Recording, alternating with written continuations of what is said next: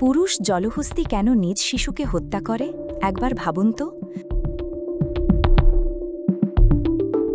জলহস্তী পরিবারে ২৪৩ দিন গর্ভধারণের পর একটা শিশু জলহস্তীর জন্ম। কিন্তু ছেলে সন্তান হলেই বাড়ে যত বিপত্তি।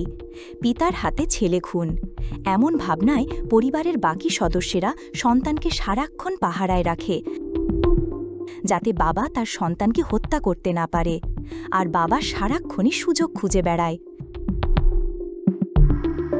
একটা ছোট সুযোগই যথেষ্ট বাবার বিশালাকৃতি মুখের ১ ফুট লম্বা তীক্ষ্ণ দাঁতের আঘাতে সন্তানকে হত্যা করার জন্য।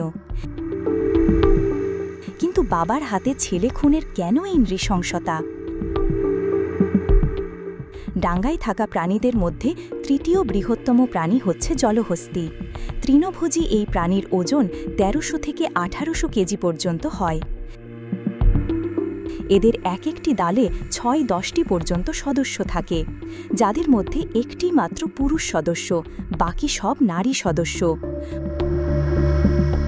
পুরুষ সদস্যটি তার হেরেমে কখনো অন্য পুরুষকে আশ্রয় দিতে চায় না,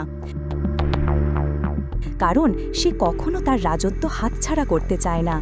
পরিবারে কন্যা সন্তানের জন্ম হলে পরম মমতায় সে বড় হয়, আর ছেলে সন্তানের জন্ম মানেই তার রাজত্বের জন্য হুমকি। তাই পুরুষ সদস্যটি সুযোগ পেলে ছেলে জন্মের পরপরই হত্যা করে ফেলে।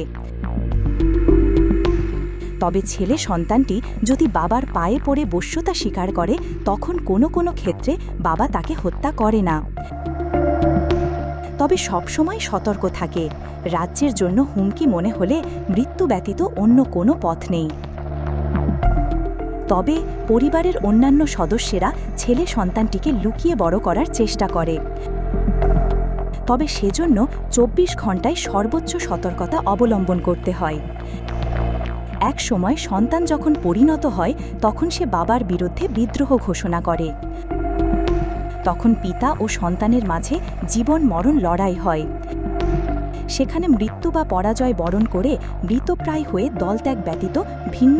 প্রকৃতিতে আরও কিছু প্রাণীদের মধ্যে এই প্রবণতা দেখা গেলেও জলহস্তীদের মধ্যে এর প্রবণতা সবচেয়ে বেশি।